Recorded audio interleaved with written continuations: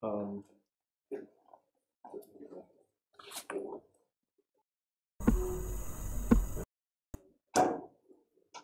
okay.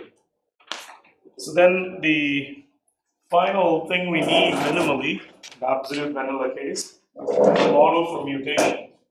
So there are several models. We will go with this one because this is the main model we can use on data. So it's called the infinite sites model.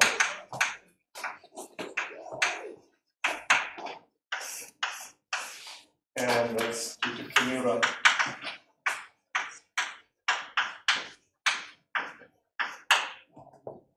So what is the abstraction here? The abstraction is your k individuals in your sample, right? The locus that you're tracking can be abstracted as some unit interval, okay? Some interval, let's say without loss of generality, some continuous interval, okay? And the abstraction is like this because we want mutations to happen. So now we're adding mutations. Always occur at distinct sites. So this is the main idea in the infinitely many sites model. So that means this is my fragment of DNA. It's very long. So if a mutation happens and we still have the coalescent tree, let's say something like this.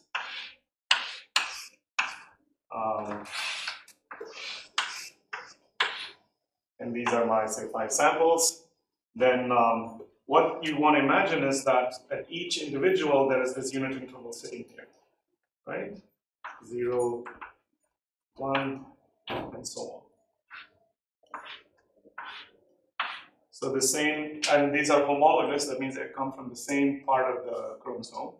So you can trace their ancestry. So that means when this coalescent event happens here, what this means is that, say, this is individual, I don't know, 3, and this is individual 2. The sample 3 and 2, their unit intervals collide here, coalesce here, into that of, so we see 1, 2, 5. So this is this ancestry labeled 6. This individual labeled 6 will now have 0, 1. So it will have these two intervals will coalesce and become one unit interval. Okay, that's how you want to think about it. Because earlier we were just looking at one site, one locus, like one point here, and we're just studying the ancestry. Now we're studying the ancestry of infinitely many sites in this abstraction. Right? So when this sort of goes on, you get another unit interval, another unit interval, and then that's the MRCA. So now once you've constructed this this coalescent, then you superimpose mutations on top of this tree. Okay? And that's because of this neutrality assumption. We can do this, and it's the simplest way to throw mutations on the tree. So the way you do this is,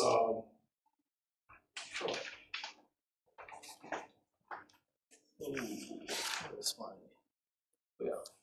So this is part of the same. So you don't have to do this for your exercise, but it'll be good if you do.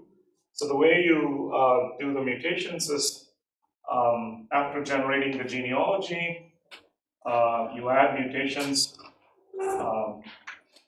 with this parameter mu, or sometimes u. Mu will be the mutation rate per generation.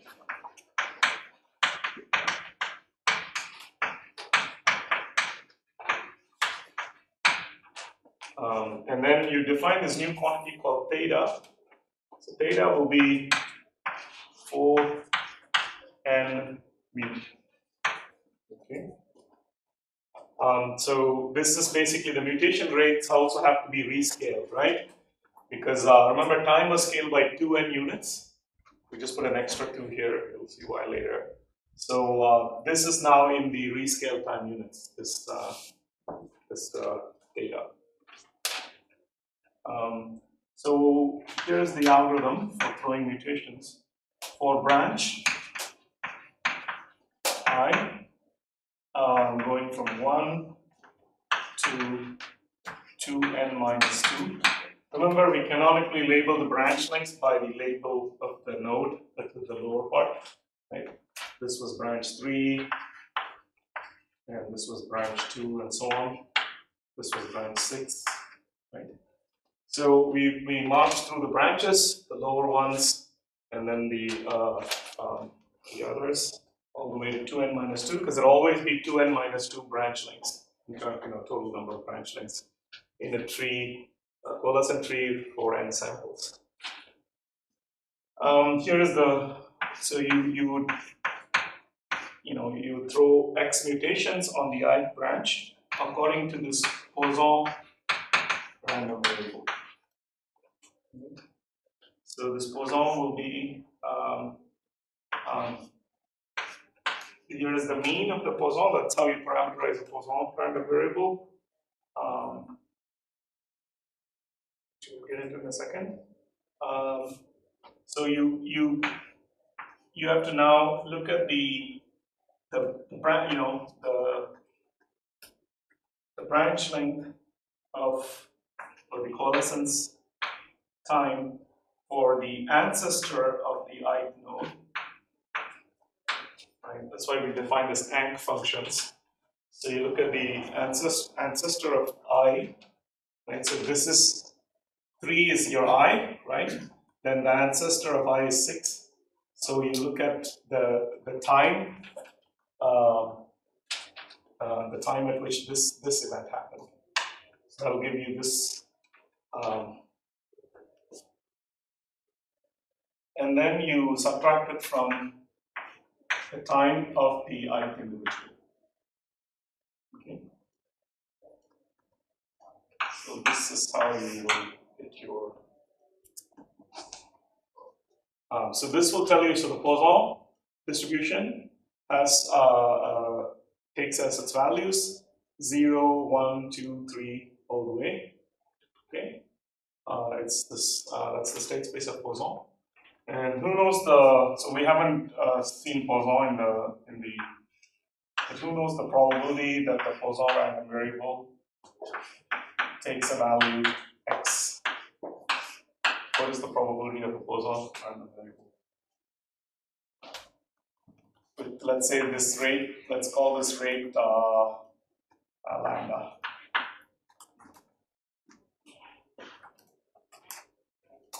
I have this one. I mainly use Google for wisdom. Yeah, you can look it up online and tell me. I can try to guess, but so it'll be 0 if x is not in the set of natural numbers, right? 0, 1, 2. But if it's one of these numbers, then what is it? It's lambda to the x divided by.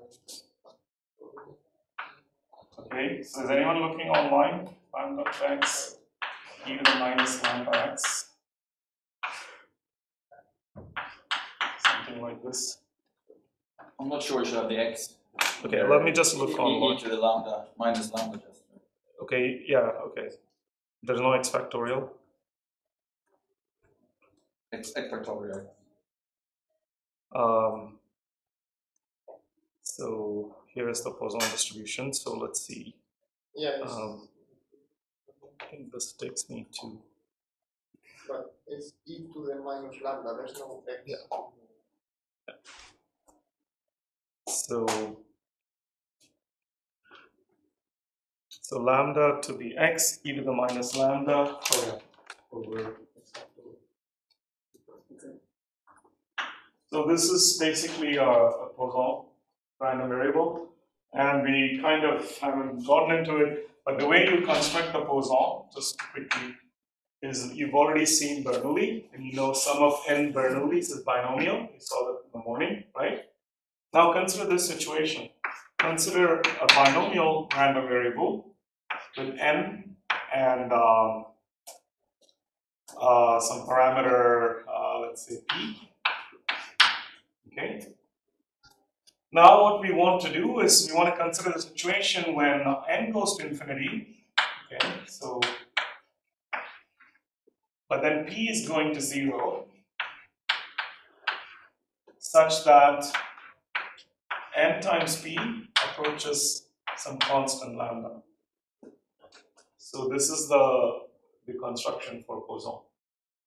So then this binomial random variable will limit to the Poisson. Okay, it's this. Okay, so now what does this mean? This means when I'm doing my simulation, right? I will basically figure out from the. I basically look at this part. Sorry, it should be another bracket. So this part just tells me the branch length of this tree, how much this distance is. So the subtraction will tell me. Then I take that time and multiply it by theta over 2. So that will give me my my parameter for the Poisson, and then I will throw mutations on it according to that mean. So maybe I threw 2 mutations, let's say. Okay, like that I do everywhere, right? Now the question you have to ask is where exactly on this unit interval are these mutations falling? You see? Because these 2 mutations, what I mean by that is this guy here has a unit interval, right? So on this branch, these 2 mutations are falling on this unit interval. So then I have to specify where exactly they're falling, these 2 x's, right?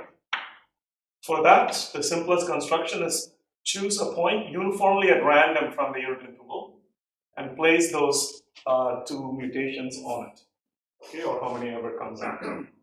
So because it's a uniform interval, it's continuous, the chance that the 2 mutations will land exactly on the same real number, which is now our position where the mutation falls, that's going to be 0. So you will never get 0 probability. You'll never get 2 mutations at the same exact point. Okay, that is where the infinitely many sites assumption comes in. Is that clear? Right, so this is my sample 1, let's say. 1, 2, 3, let's say this is 4, this is 5. What will I do? I will first go here. So this is the ancestral state. So initially this will be all zeros. So you can think of each site having some ancestral state. It could be some DNA sequence, something, ancestral. Typically, you will assume that the ancestral states are the 0 state, okay? So it will be usually calibrated from some other closely related species, like you would look at the chimpanzee sequence or this long fragment of some chromosome, and that sequence of DNA in the chimpanzee will be your sort of assumed ancestral state. And then what you do is you will look at this, right? Your branch will be 1 now, so you'll come to this branch, and then you will basically, the ancestor of 1 is this guy. What is it? 8? No. 1, 2, 3, 4, 5. Sorry, this will be 6 rather. This goes us first. This will be 7. This will be 8. This will be 9, right? So you will basically look at this distance, so this will be 0, this will be whatever this t is, so this will be the length that this difference should give you. And and then I multiply this by theta over 2, so theta will be an input to the algorithm, right? It will be some small number, let's say 0.1 or something. Then I multiply 0.1 by this branch length, so that will give me my mean of my Poisson, and then I will draw, right, the number of mutations for the I equals 1th branch, which is this, and maybe it's 3. So if it's 3, then I have to somehow put the 3 mutations on this branch, on this lineage, but they have to happen on the unit interval somewhere, right, on the ancestral state, ancestral locus. So there you just choose uniformly 3 points, maybe this, this, and this. So that means this unit interval, as it went down this way, got those 3 mutations somewhere down this lineage. That's basically how you think about it. So that means when you sort of take these samples and align them. So in Dimitri pretty soon is going to show you. So he puts the 1, 2, 3, 4, and 5. So let's say this is the ancestral state that we say is 0. And then you put your unit intervals this way. You think about it like this. And so on. So in the actual genomic data, these will be sequences like A, G, C, D, whatever, right? And then on the first branch, we know 3 mutations fell, so maybe they fell here, here, and here. And usually this will be some big sequence like A, T, D, whatever, G, C, blah, blah, blah, blah. And then what you're saying is, say, this position changed by a mutation. So maybe T became something else. So we don't know what it became. Maybe it became C, whatever. And maybe C became T, and this was A became G. So, but in the infinitely many sites model, you really don't worry too much about which nucleotide became which nucleotide. All you know is that there's a mutation event that happened. So whatever was the ancestral state, it got flipped. Okay. So typically, it's common to assume that the ancestral states are 0. So again, this is the state of the nucleotide. And then when the change happens, you still have zeros everywhere except you put a 1 where there was a mutation event. Okay, so something that you know is ancestral change to a derived state. So everything else will be 0 and this will be 1. And this is basically a model for 98% of human polymorphism. So these are called SNPs, or single nucleotide polymorphisms. And they're called SNPs because for almost all of the genome, you will only get 2 kinds of nucleotides at each site. Okay, you won't usually see 3 or more. You see that at a very low probability, as we show. So the infinitely many sites model is a good approximation for explaining most of the pattern in, say, humans. Yeah, so that's basically mutations. So then, this, what will happen is then, because you only see this as a matrix of zeros and ones, right? So let's say on this side there was no mutation here, because Poisson was 0. So then this full 0 state goes down this way, right? And then maybe there's 2 mutations here. So 4 and 5 will actually have these common mutations that their ancestor had, right? You see? So you're going to get this shared pattern and so on. So in general, this matrix of zeros and ones. So this matrix,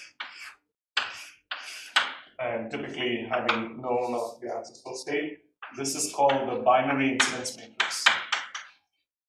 So it's quite a lot of information in this matrix, right? So the typical problem in population genetics would be to take this binary incidence matrix for, maybe the whole genome. I mean, this is quite complicated, but the idea is to somehow use that to infer the ancestral relationship that you don't see, right? Because this happened in the past. So the question is, can I somehow take this binary incidence matrix and shed light on the ancestral history? Now, unfortunately, the ancestral history is not just a tree. Okay, this is where what we've swept a lot under the hood, right? At least I should mention these things very briefly. So the shape of the tree can be influenced by many, many things, right? So one is just the number of offspring, right? So the relative fitness of the individuals can vary heavily, right? I mean, it's clear, right? In humans, Genghis Khan had a lot of offspring. I don't think, not everyone's great-great-great-great-grandfather had that many offspring. So this is actually quite a common thing in lots of organisms. So in the Wright-Fisher model, we have the simplest possible situation. We allowed every individual to produce offspring with equal probability, right? And every individual on average replaces itself. That's the model we have. So clearly that may not be the case. There may be an offspring distribution that is not common to everyone. So even if that were even if we allowed everyone to have the same offspring distribution, there can be other complications from natural reasons, right? So you can have a population is going through time, and suddenly it went through some bottleneck. You know, maybe there was a big catastrophe, a lot of them died, and you know, so they go through a bottleneck, or they you know, a few migrants, you know, moved to some island and founded their own population there. So this is called bottleneck. And in domesticated plants and animals, this happens all the time. You choose just a few individuals to define a breed, something, right? There can also be other simple scenarios where the population going forward in time is exploding exponentially. This is kind of what's happening to humans in the recent history, right? So this is called population growth. And once again, what we've done in the standard Wright-Fisher model is assume that the population size is constant at 2n, right? Every generation is the same. Now, this is a clear violation of it. This is a violation of it, and there are other scenarios.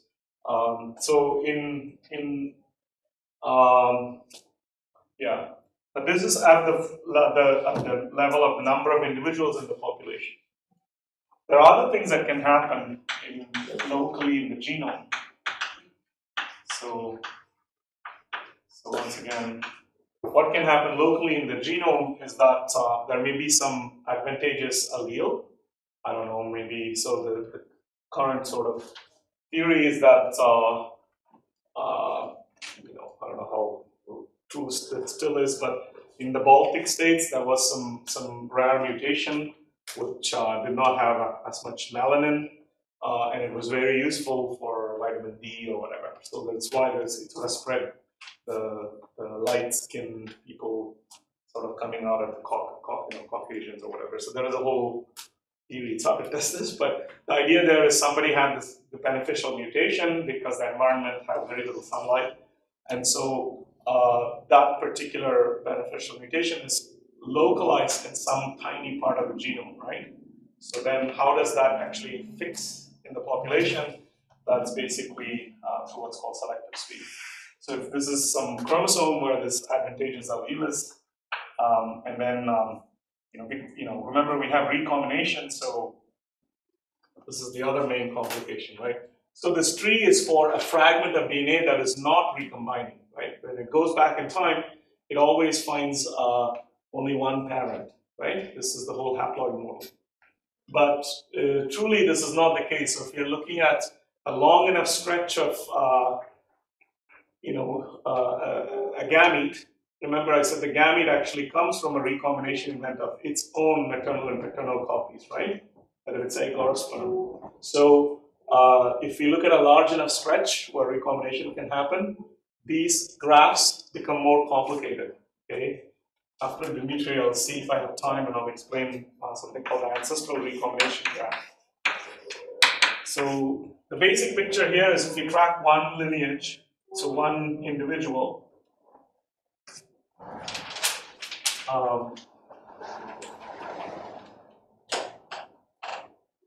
so you have to track, so in each individual you have two loci, minimally you have to track, so two positions, right? Otherwise we can't talk about recombination, maybe at least two positions.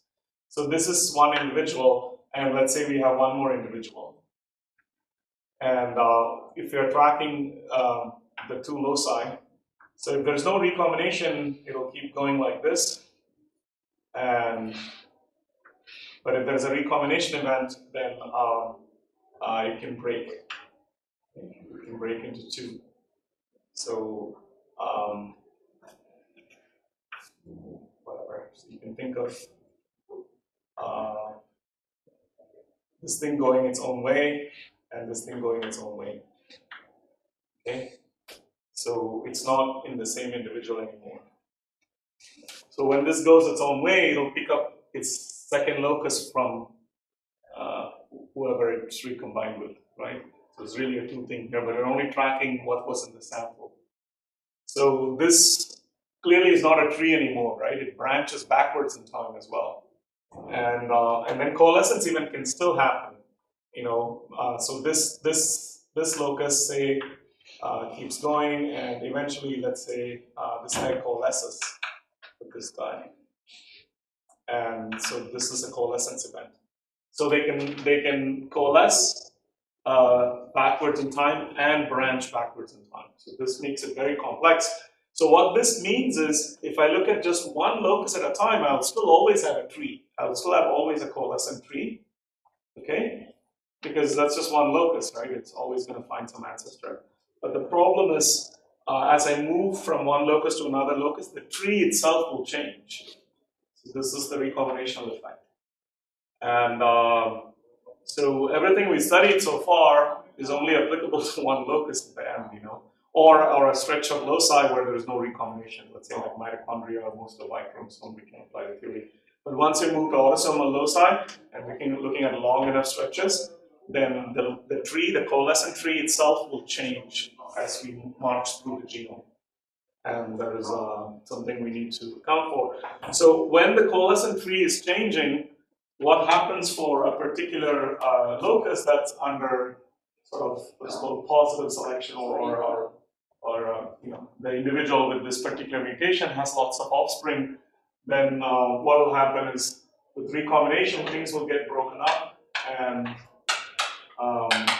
this particular allele will increase in frequency very quickly. Okay, so if I look at it locally, the genealogy of this advantageous allele will look like a star-shaped burst. It will be like a big burst, the tree shape there.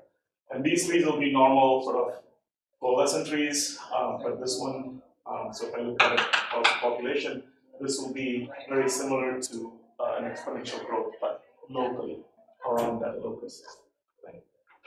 So it's a lot to throw at you, but we don't have time to get into every detail. And but I think, let me quickly show you some simulations, and then I'll pass over to. So what I tried to do is this notebook here somewhere.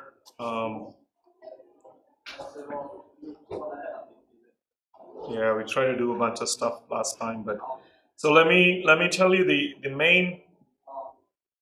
So you can try this on your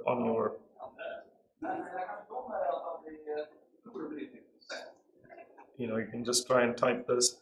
So a lot of this work is done by this this guy named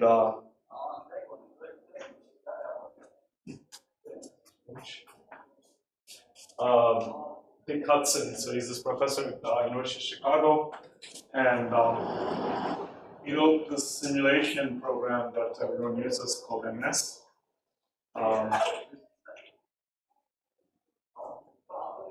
And MS essentially allows you to do very, very general simulations. What's going on?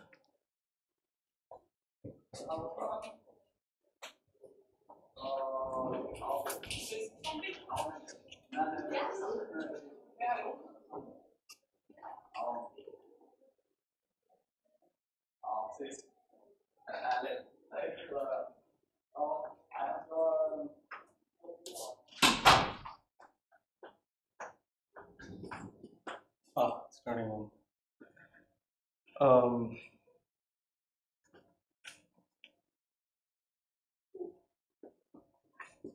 Yeah, so while it's turning on, so the binary instance matrix I wrote down, right? One of the important statistic is called S, which is the number of segregating sites. So what is this? This is simply the number of positions where at least a pair of chromosomes differ, right? So this is essentially in the tree, it's the number of mutations that fell on the tree under the infinity many sites model. Right? the total number of segregating sites. So that's an important statistic. There's others as well. So here is, you don't have to do all of this. So I just basically put Hudson's software in this directory, and then we can. Ooh, great.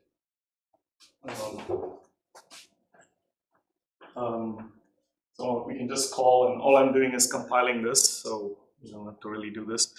So I'm using the GNU-C compiler, and this program is called ms.c, streak.c, it's a bunch of stuff. And I just changed one function, sample stats sfs.c, so I can output a bit more statistics than Hudson's does by default.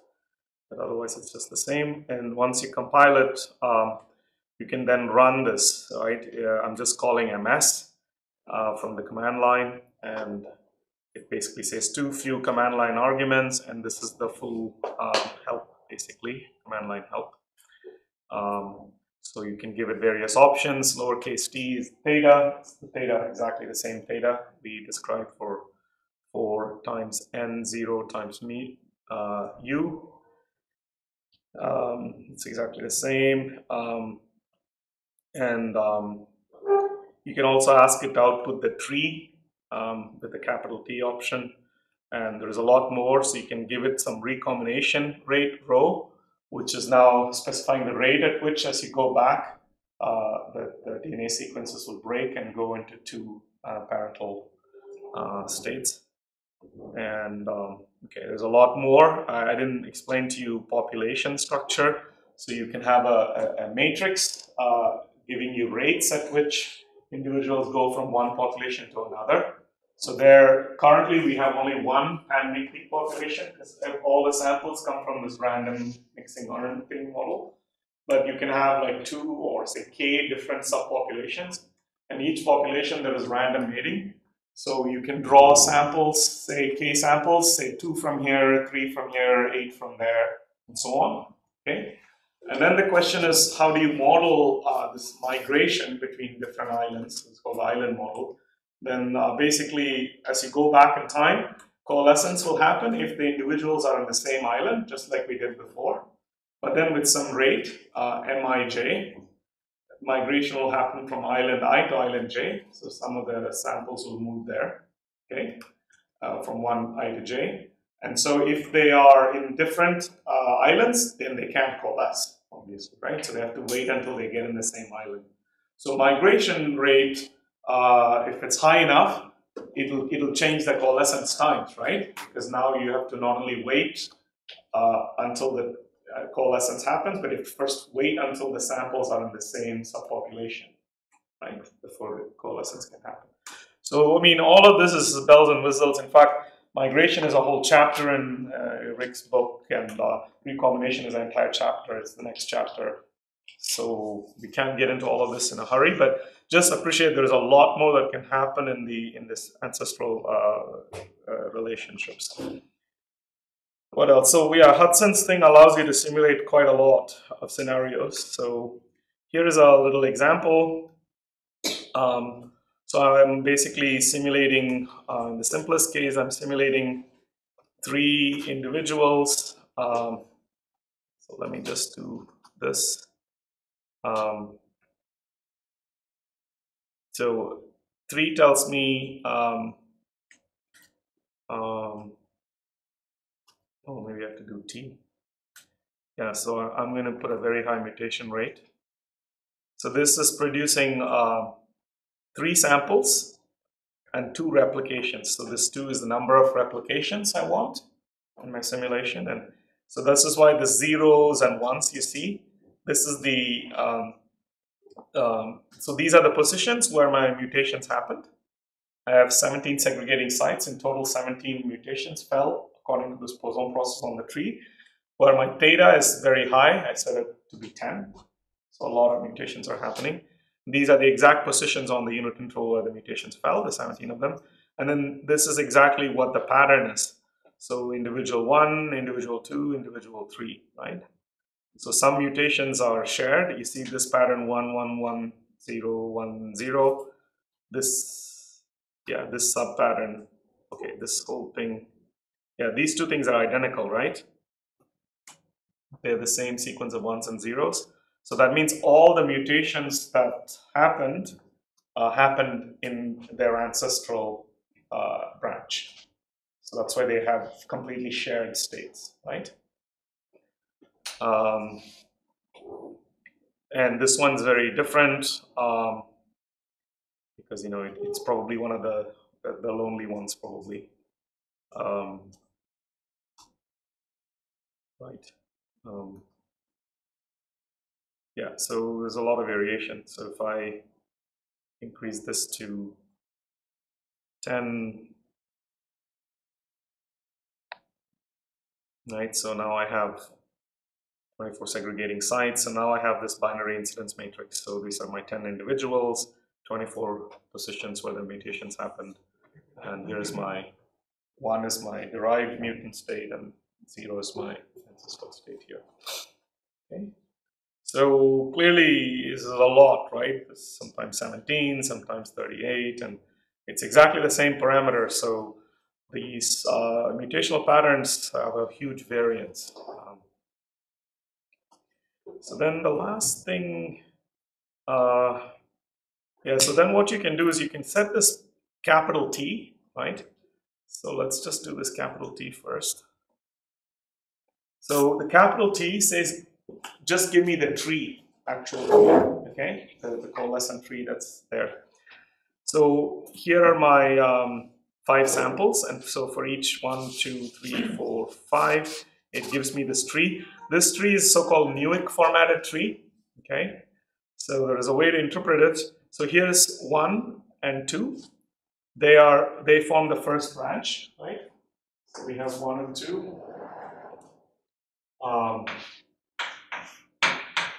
And then the branch length for 1 and 2 should be the same, right? 0.1098, blah, blah, blah. So that's this branch length, 0.1098, blah, blah, blah.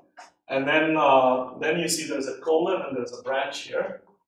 So that's going to be the branch length. So 3 is here. 3. So 3 has its own branch length, which is bigger than this, right? 0.17118 something. And then these two guys, their ancestral state has this branch, so this should be 0.06. If we add this, do we get this? Yeah, roughly. Yeah, we should get that. Okay. This is how the Newick tree encodes the branch. We spent like an hour trying to get this to visualize. I spent a bit more time.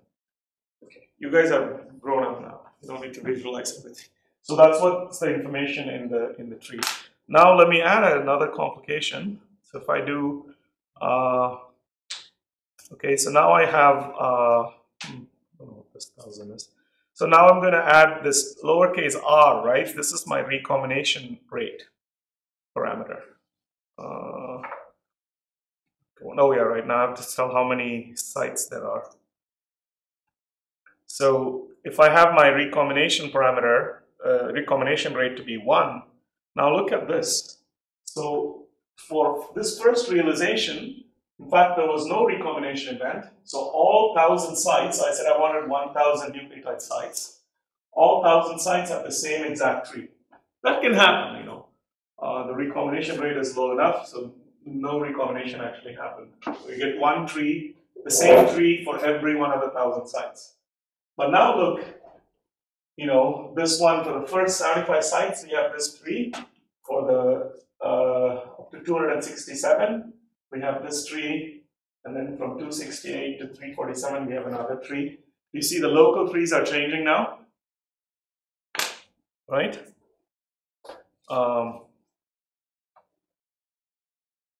That's what this is saying. So this is actually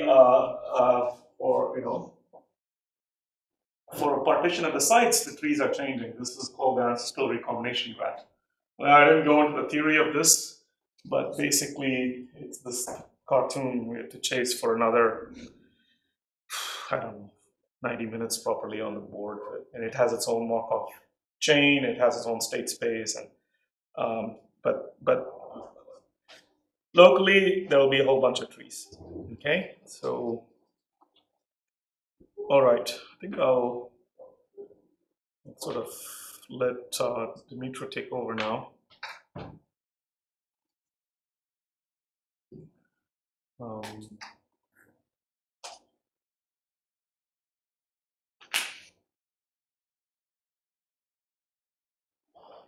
So he's going to show us how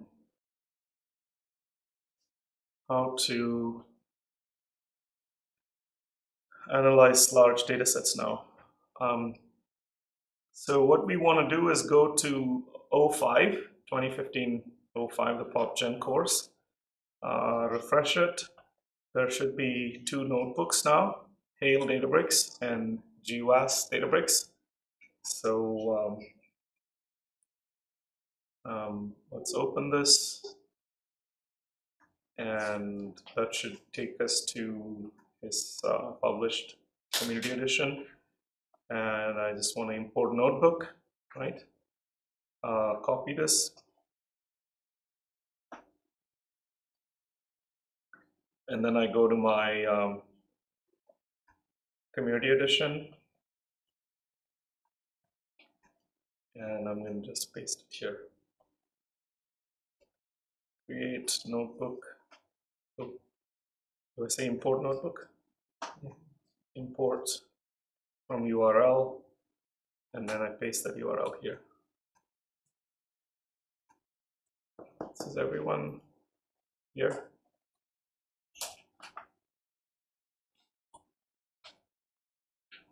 Okay. Should we turn on the light, or what do you guys want? If it's possible, yes. But yeah.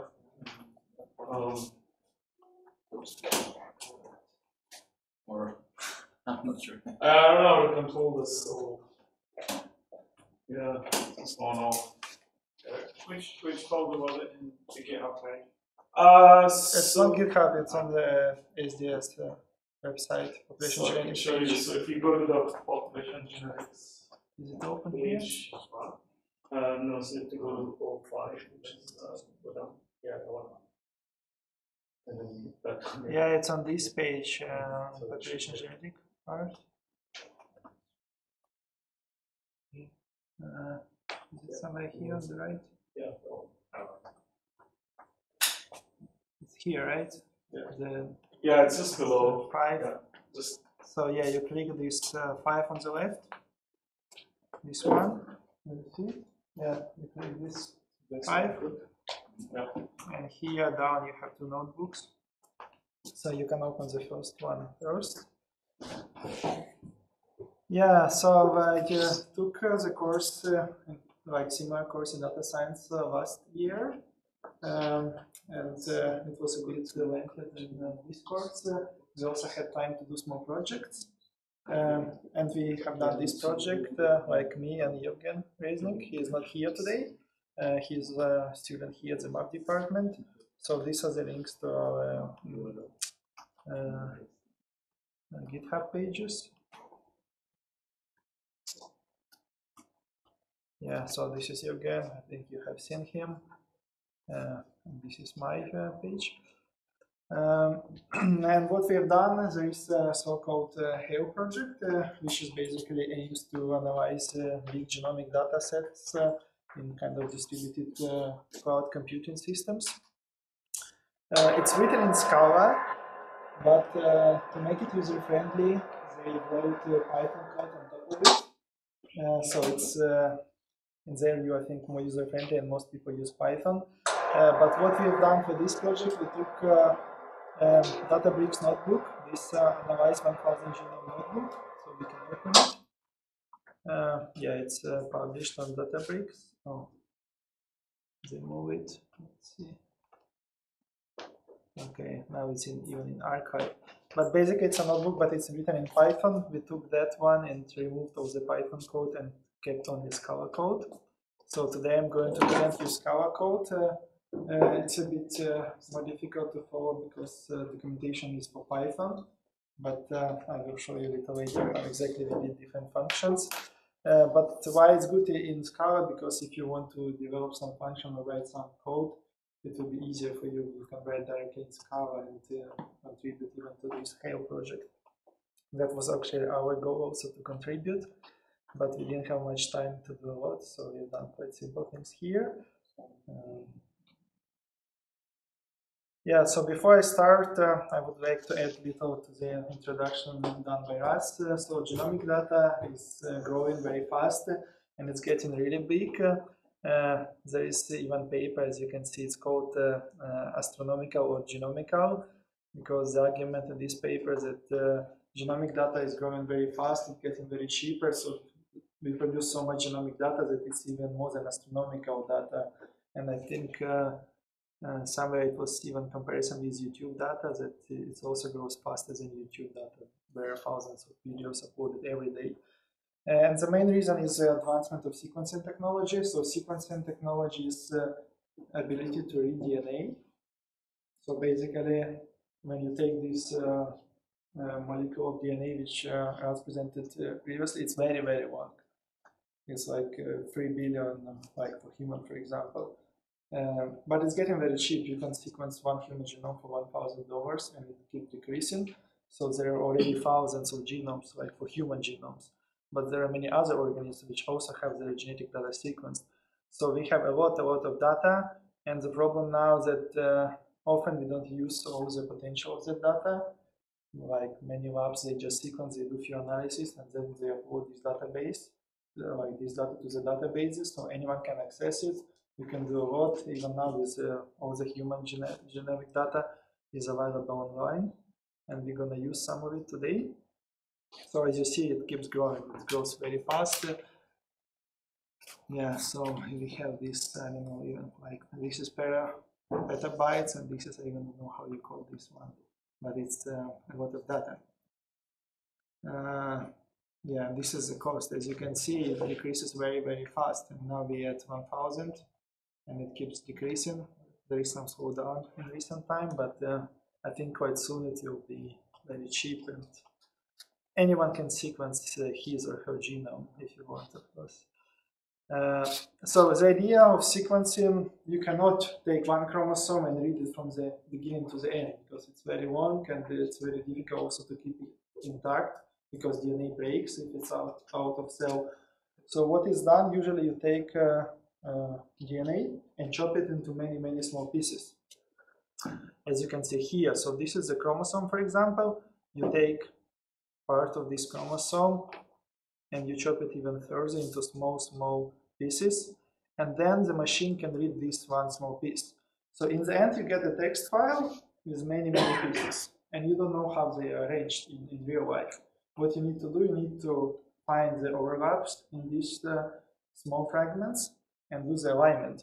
So this small fragment is called read, and as you can see here is different mutations. So this is the real DNA. We have some mutations on this real DNA, and we also have these mutations distributed in our reads. And based on the overlap, for example, you can see this mutation overlaps with this mutation, so you can define that these two reads overlap. And when you have many of them, you can find all the overlaps, and you can reconstruct the DNA sequence of that individual. So just doing assembly based on these reads is kind of difficult. Usually it's done for one individual with very big coverage, so you sequence many reads, and when you have them, you can assemble and you can get one DNA strand which you know is the continuous one. So the next individual, when you sequence, you don't need to do this assembly again. You can just map to this sequence you already have, because you know that this sequence is good quality. So you map and you can just define the mutations. Can I ask questions Yeah, about, sure. because I'm very rusty on, so there's this thing called polymerase chain reaction, right? Yeah. They found this bacteria in the yellow springs, in the hot springs, and it can synthesize DNA at a very high temperature, right? Yeah. So they use its machinery, they used to use its machinery to do the PCR. It depends on the technology. Many of the sequencing technologies they do, because you amplify when you chop this DNA. Yeah. You kind of, I'm not But then I thought explain you all also the need this detail. thing to start, kick off like a primer or whatever to get it start sequencing, right? Yeah, so when you synthesize, like, it's kind of a molecular thing, but I don't know if I am good at explaining these things. But Because you need to tell it where to yeah, start. if you have like AT, for example, CT, so usually you have some kind of plate here, and it is attached here. Yeah. So what you can do then, you can use, for example, a synthesis.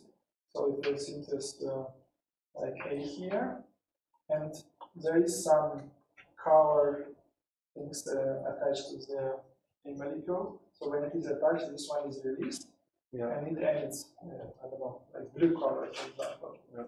So the machine reads that there is a blue color. Then the next one is synthesized. So there will be, I don't know, red color, which again is. Oh, okay. So it reads this red color, and then when it's like it's sequenced by synthesis or something like that, so you can get that information. But you can also use PCR, like polymerase chain reaction, to amplify that amount of DNA, because if you don't have a lot of DNA sequence, the precision drops, and you need to sequence, and you need a lot of DNA. But for example, your sample is very small, so you can use also PCA to increase number of DNA. So basically, you can just duplicate by replication the DNA you have. Currently, it's there are technologies which do not need to this increase of the amount of DNA, because every time you replicate, you introduce errors. So there is so-called PCR-free sequencing now, but during the sequencing, you kind of do one round of replication. But there are different technologies. I need to actually check them myself to explain you properly, but the idea is that how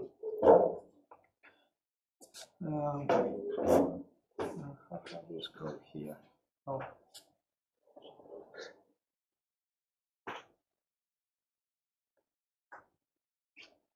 So yeah, this is the idea, but in real life it will look like this. So if you do the alignment, you can open them in a program like this genome viewer.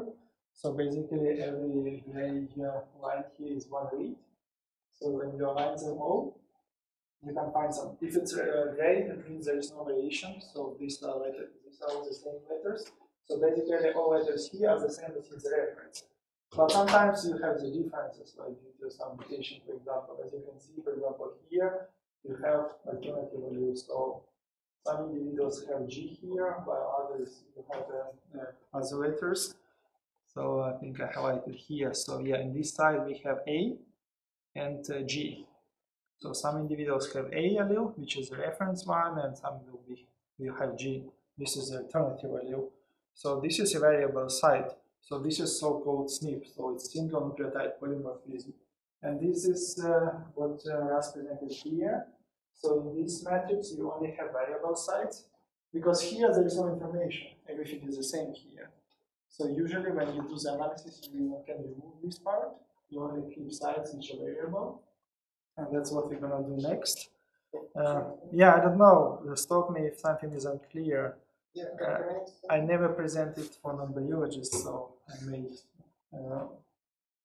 overcomplicate it or something. I don't know. No.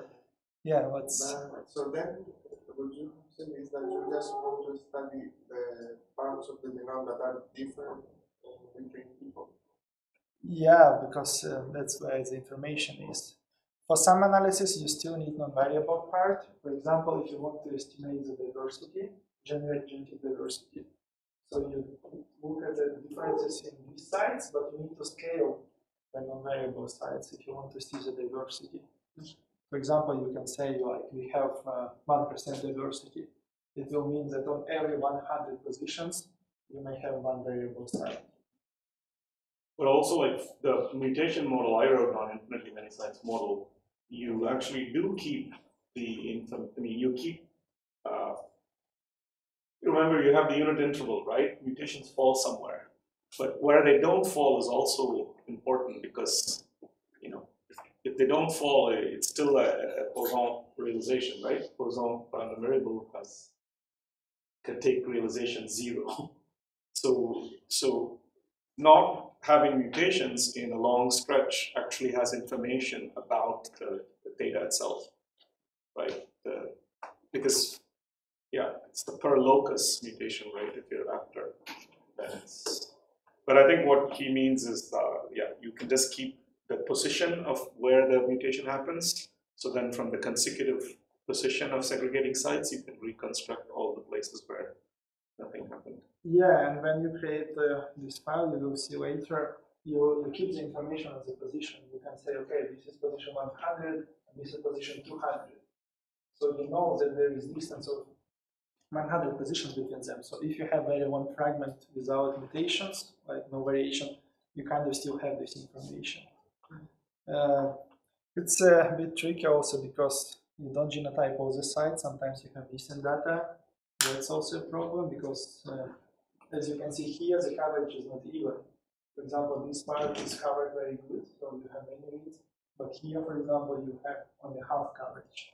So this position will be less confident than this one, for example. And if you have just few reads, just by chance, it's not covered when you sequence. So you don't have information for that position. You can assume it's not variable, or there might be some mutation.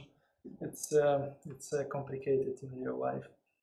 But this is the principle. So, sorry, just something that trivial question. Each horizontal line here is it's not different individuals. It's from the same. Yeah, it's one individual. Here Yeah. it's one individual. It just many copies. Yeah. Okay. Perfect. Of his DNA. So when you take DNA, you don't take one cell. You take many cells. So there are many copies. Like currently, you can even sequence one cell, but it's a very complicated technique. Usually, this one is cheaper, so you sequence many. And there is a reference on the top. So you do this alignment, you mark these reads. You can also do this mapping kind of in cloud systems. Yeah, I think I have it a little later. But basically, when you have this alignment, it's a big file with all these reads aligned. But as you can see, there is a lot of information. What we are mainly interested to find the variation. And to do that, you do so-called calling. So you call different genotypes in different positions. And that produces a VCF file, which is variant call format. So it's here. Yeah, it's just called VCF. Yeah, sorry, I need to get used to this touchpad. Yeah, I have put a Wikipedia page here. So you can read it all, but what I want to show you primarily is how it looks, this VCF file. There is a header, which is commented by these users. It contains some information. It can be pretty long, but what we are mostly interested in this part. So this contains information about the samples. So here, every column will be individual, and a row is a position. For example, here, well, it's text format, so it's not aligned properly here. But you can see this is a header. Yeah, I can see. So the first column is a chromosome, the second column is position. So you can see this is a second chromosome, and it is position 4370. So at that chromosome, at that position, it has some ID which was assigned to this position. Then we have the reference. The reference is that assembled genome, the good quality genome. And you know that if you align your reads to this position, some reads may have alternative alleles, so there is some variation. So the reference is G, but in some individuals you may have A allele. Then you have the quality. This is the estimation of the quality. We will look at it later, like some other annotation scores which we skip, but then we go to the samples. So you can see here we have quality, filter, info, format, and only then we have sample 1, sample 2, and sample 3. So in this VCF file we have 3 individuals, and we can see these positions. The first individual has 0, 0 alleles. So 0 means the reference. So basically it means GG, because the reference is G. If it's 0, 0, it means homozygote for allele G. The second thing, like the next numbers, is just different statistics about this genotype. So we will use this information later. And the second individual has genotype 1, 0. So in this case, it means it's GA. Actually, it's AG. It's the opposite. And then we have a homozygote 1-1, so it means AA. So this is how it's coded in VCF format. There is some other information. Usually we don't know the state if it's 1-0 or 0-1. But if you have this vertical line, it means that it is 1-0. But in some cases we have this slash kind of, then it's unclear which state is where, like here, for example. So if it's vertical, then it's like phase. Yes, and now when you genotype, you can phase. So if you have several genotypes in different positions in a row, like, and they all phased, then you know that like this small fragment, it can be assembled. But whenever you have unphased, it breaks, so the next is independent.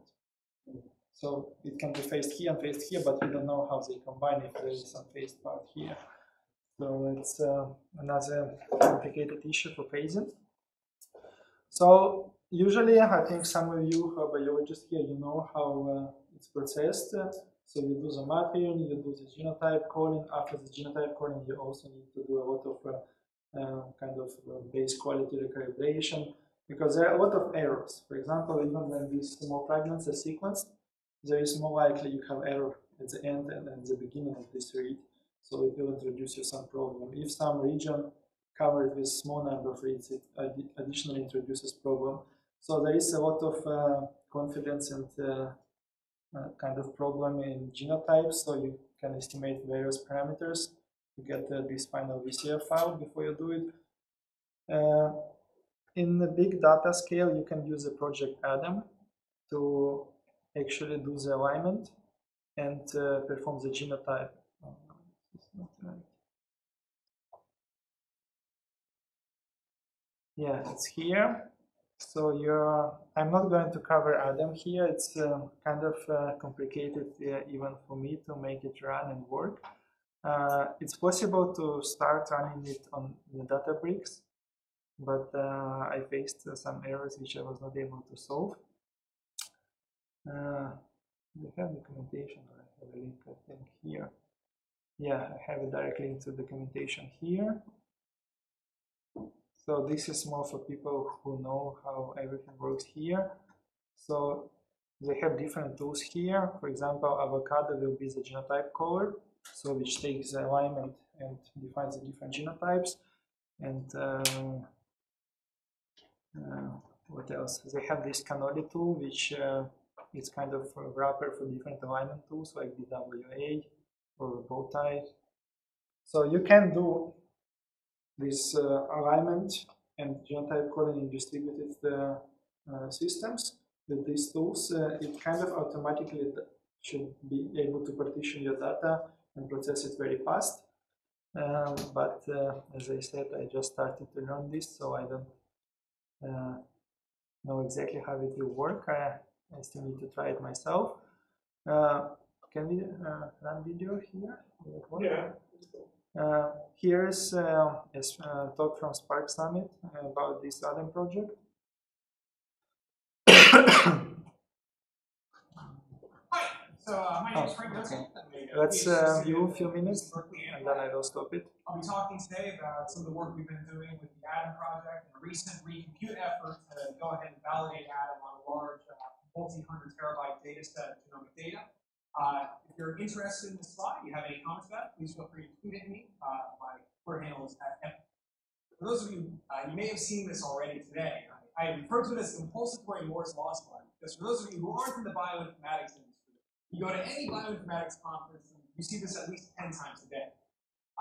So as the speaker before me hit on, one of the great things that's going on in genomics right now is that we have, the cost of sequencing is plummeting. So we've made a lot of innovations on the wet lab side of genomics, and we've been able to drop the cost of sequencing a single human genome from multiple hundreds of millions of dollars down to about $1,000 today.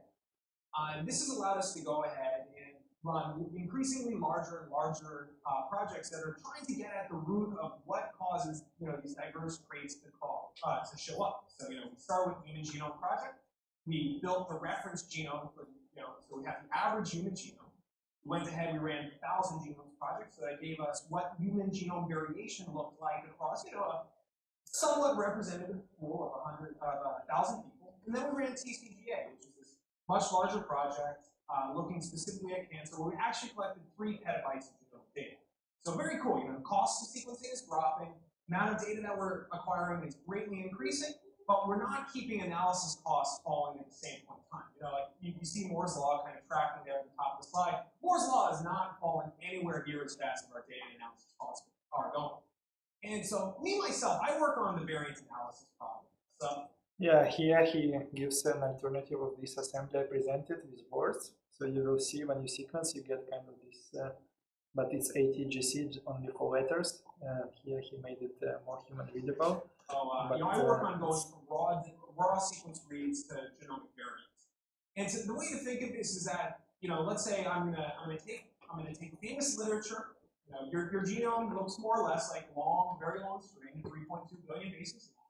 I'm going to take that, I'm going to shred it up, and then I'm going to try to go ahead and reconstruct it. So, you know, the way to think of the sequencing process itself is that it's more or less a Poisson substring sampling process. So I'm going to go ahead, I'm going to, you know, generate, in our case, we're talking about Illumina data, so it's fixed length reads, and I'm going to generate them at some sort of kind of Poisson distribution where my Poisson constant is going to be determined by the amount of replication I want to have, so the depth of sequencing. When we talk about, you know, the $1,000 genome, we're saying that for $1,000 we can get 30 reads at every site in your genome. To go ahead and take this $1,000 worth of wet lab data though and turn it into actual, you know, variants that we can do something with, we need about $400 of compute that comes after this. And what this compute looks like, we talked a little bit about this earlier. We're going to go ahead, we're going to align the sequences back. So we don't know where in the genome the sequence came from, we just have the sequence. So we put it back, align it against this genome reference, and then we go ahead and we put the sequence back together by, you know, looking for what the, you know, kind of doing a majority voting process. More complicated than that, we have a bunch of biases and errors that we want to keep in. You know, we have variants at about 1 in every 1,000 places in the genome, but the reads that we get actually have errors at 1 in every 50 bases. So this the sequence reassembly process is kind of string editing, kind of statistics. But eventually this gets us to our bag of edits against the genome. And the process looks a lot like this. You know, this is kind of what our end-to-end variance analysis process looks like if we went ahead and we took it and composed it into a bunch of computational steps. And this, yeah, that's what I meant. There are many steps which I did not cover, but as you can see, it's very one pipeline. And usually, like that's how I did for my PhD. You run every step as a separate program. So you kind of type command for every sample, or like you can write a small shell script, but every sample is processed like in sequential way and kind of independently. And then output of that pipeline you use as an input for another step, and you do these many steps. So it's very laborious and very slow, and that's what he talks about, that it takes a lot of time to do all this processing. The specific pipeline that I'm showing you is the GATK best practices pipeline that the speaker in the previous talk talked about parallels. And you know, there's 2 big areas in this pipeline that I like to think processing step. So here we're going to take your sequence, we're going to align it against the genome, and then we're going to do this process where we clean up errors in the raw reads. So we're still just working with these read fragments. This process takes about 150 hours of complete time. Yeah, so as you can see, it takes quite a lot of time to do all this computing. And given the data keeps increasing, it's getting very difficult. So with Adam, here they provide their estimation in comparison to GATK. So it's a genome analysis toolkit. It's the most popular software to do kind of genotyping in human genetics and in other organisms. That's what I used during my PhD, and I think those of you who work with genomic data, you also use it. But if you look at the time scale for Adam and for GATK, the difference is dramatic. And as you can see, Adam saves a lot of time. In addition to this, they say it's also cheaper, but it depends, I think, how you count. If you have like dedicated cluster as we have, it's just accessible anytime, and it's not loaded 100%. So maybe the cost difference is not that dramatic, but for big projects probably it is. So basically, the idea here, if you move everything to the cloud into distributed systems, you can save really a lot of time. As you can see, you can analyze them. I think in this case, they use this cancer project data. So the same data was analyzed for like, I don't know, like 3 or 4 hours, while for GATK it would take you more than 100 hours. So this is seems to be very good and very advantageous, but if you look at the documentation of Adam, it's not very user-friendly, I would say. Even for me, like being quite experienced with all this data analysis, it was not very straightforward. I think it's possible to run and use it, but it takes quite a lot of time to run everything because like you always have some errors. Even in the installation process, you install it, seems like everything is working until you reach some particular function. You run that function and it doesn't work, and then you need to fix it. So it's still kind of emerging, but I believe quite soon it will be more and more user-friendly. And what even more important, there should be more people who know how to use this software so they can teach. Because currently it's, I think, mostly only developers who use it and some industry projects when they work with human genomic data. So they really need to have this efficiency because everything is about money there.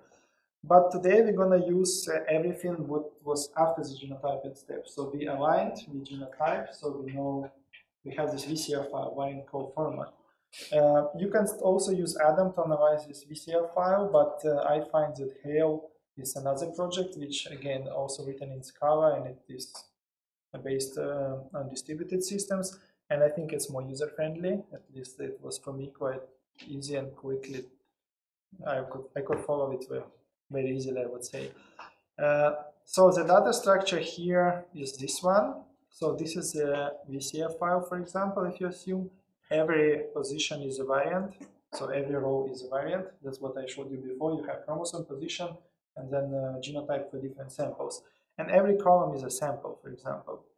In addition to this, you can also have the annotation of variants. For example, you can compute some statistics for every row. You can also have annotation for samples, so you compute some statistics for every column. For example, you can compute average coverage or allele frequency for this variant or for this sample, like whatever you want. And in addition to this, you can also have a global schema, so it's some more annotation. What is so variant is an individual now, right? Or is it? No, variant is a position on the genome. Oh, right. Okay. So you look at, for example, chromosome 1, position 1, and you look at 100 individuals. So this will be variant because it varies between individuals. Sorry, because it's so confusing because in all the, whatever, 10 years I've been doing PubGen, the matrix is the other way around. So you have sites as columns and then rows as individuals. But I guess this is more natural for big data because you want the rows to be sites and the columns to be individuals. I think in the past you had more samples and not many sites. But now it's the opposite. We have many sites because this table, like for human genome, it will be like 3 billion rows, and let's say in this case like 1,000 columns. But even this one is not exactly, I think, how it's stored in Adam or in Hail, because this is kind of a human readable representation, but for computing purposes it's more abstract. But you'll see it later. Yeah, here I also put another video, but this is for your homework. If you're interested, you can watch it. It's also a speech from Spark Summit about this Hail project. Is that more recent? Is that 2017? No, I don't know. Like, you can check. Yeah, this, I think, Adam is also, there is a more recent talk, but I found this one is better. At least it was easier for me to. It doesn't want to. It doesn't scroll here. It opens as the. It's not a YouTube page. It opens it as a video. But you can check. I think it's 2016 or something. It's quite recent because Hail is very recent. Yeah, so now we can get our hands dirty, and the first thing you need to do is to install Hail on.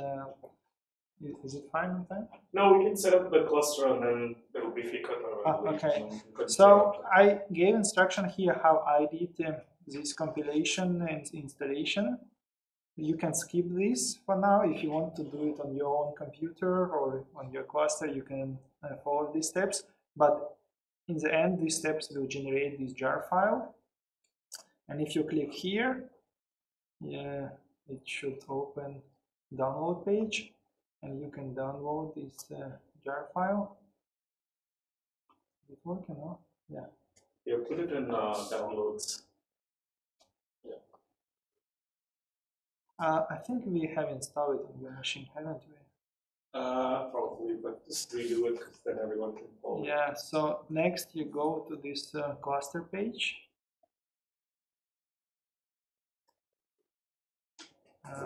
Let's see, just to remember all the parameters. So, yeah, maybe raise your hand if he's going fast, because yeah, sorry. This will be good for you guys to follow and do this. Has everyone downloaded the jar file? No. No. You don't have it? It doesn't open? You just need to click on it. There are some problems with the network. Yeah, it's very shoddy. I don't know. It's been like this for the last couple of days, actually. Maybe the Wi-Fi router is far from this room. They're doing some maintenance, so I don't know what.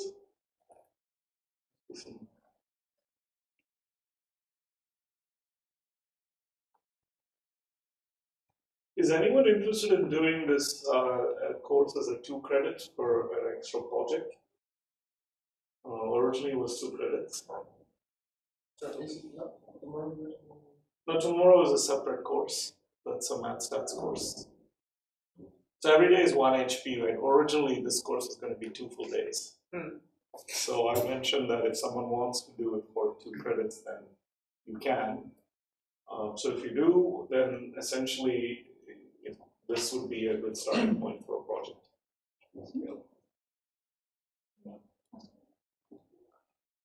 Okay, I hope most of you have downloaded the jar file.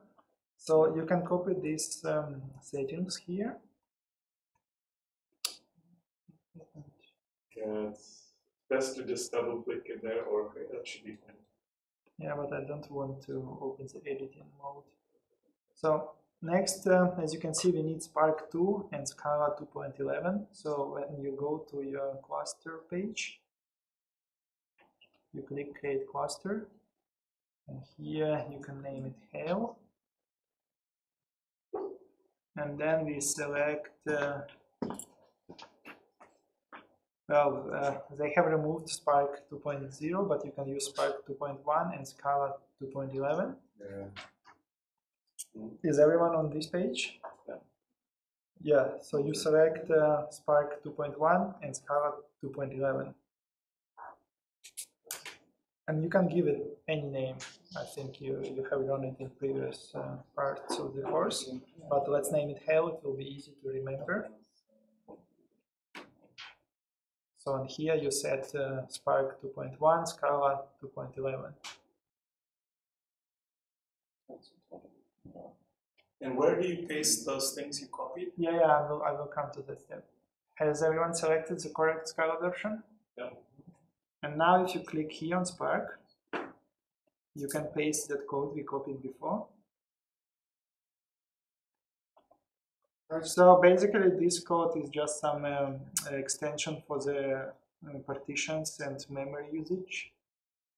That's what Hail instruction recommends for Hail to run efficiently. You click here on Spark, so by default you have these instances. If you click here on Spark tab, you will see Spark config page and you paste the code here. And the code I copied, I can call this.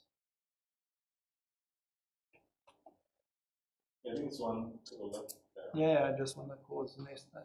The code is here. It's in cluster setup cell. If you scroll it down, here you have the code. So it starts with spark.habit. Yes, yes, yeah.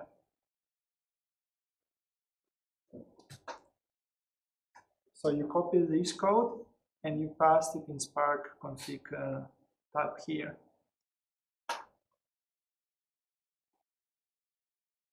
Is it fine? Huh? So when you have done that, you click Create Cluster.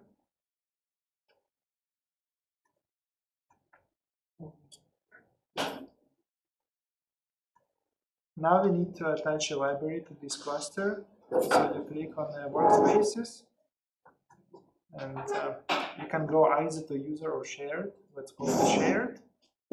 And here in Shared, you click Import. Oh no, you need to create library, sorry, yeah. Is everyone on this step? You've done it before, haven't you? In this course, to create library, no? Yeah, you're done. So you click on Create Library, and then you can just drag and drop the jar file we have downloaded.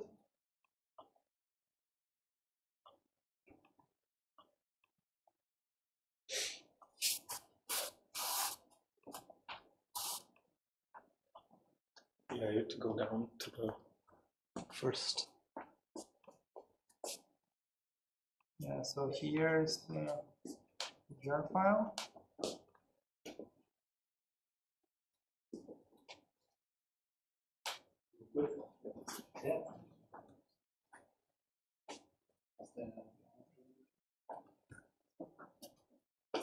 Yeah, you can give it a name.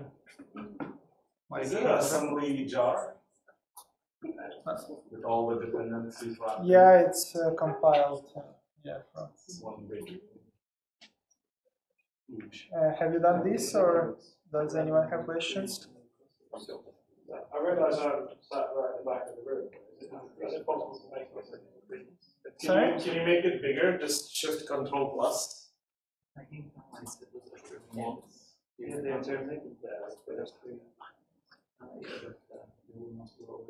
It takes some time uploading or something. Yeah. But after you upload it, you just need to create library. It depends on your choice. You can keep it always attached. But since we're just going to use it once, I remove this always attach and attach it only now.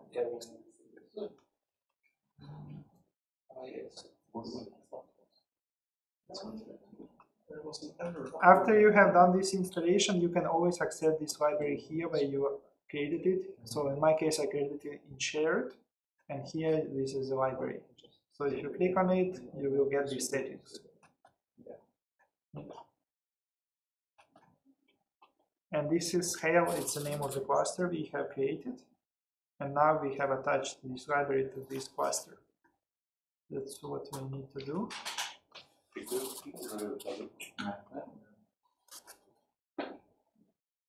Is it fine now? I got an error exactly when it was finished uploading. I got an error. So it has not uploaded. Try again. No, I tried again. So. Yeah, maybe it's a network. Yeah. Yeah. So after that is done, we can go to our main notebook.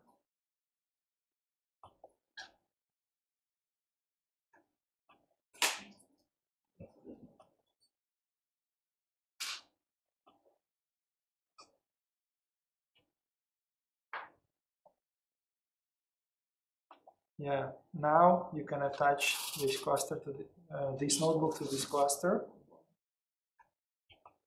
So you know it right here in the top left corner, you attach it. And I think we can go for a fika break. Yeah, we still have 4 minutes. Oh, okay. So it's really good to make everyone set up and take that much time. Yeah, and I just want to show, just to test if everything is fine, and then we can have a fika break. So here I described an error message. You may have it or you may not. I don't know, it depends, but I had that error message. And here's a short script to fix it. Basically what happened here, that's what I was explaining, that on Hail documentation, everything is simple, but when you try to run it, you get these kind of things. For some reason, Databricks could not see this Hail jar file. So this script runs and define this error message. Yeah, because Databricks renames custom jars automatically. Yeah, yeah. So if you run this script, it will automatically check the new names of the jar files, and it will save them in this Hail jar object. So you can see the names here. So for you, these names will be different.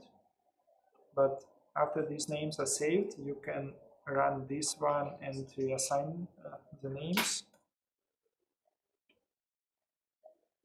So when it is executed, if it's fine without any errors,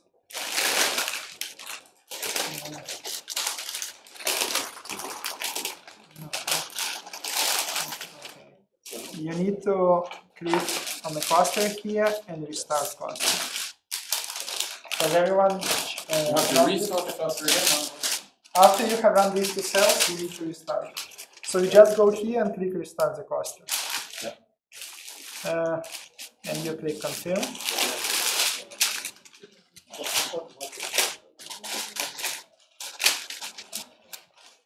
And when the cluster is restarted, you just need to execute this cell, and hopefully you do not get any error message. Everything should work after this.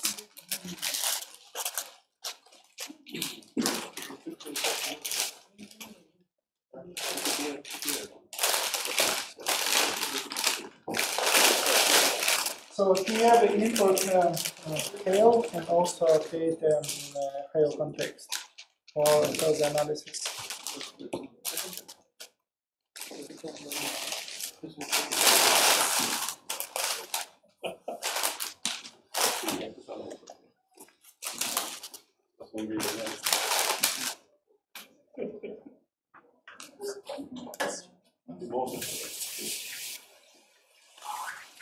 Yeah, it's fine for me. I hope you will get the same output.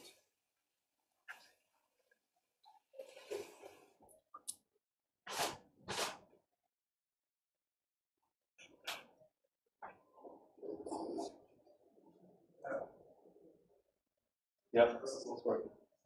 Yeah, if you need help, you can raise your hand. I think it's simple.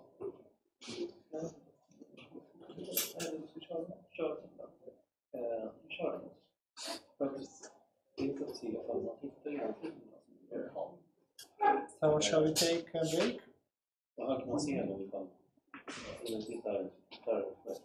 Maybe you start the screen? Break? Yeah, sure. Just, Yes,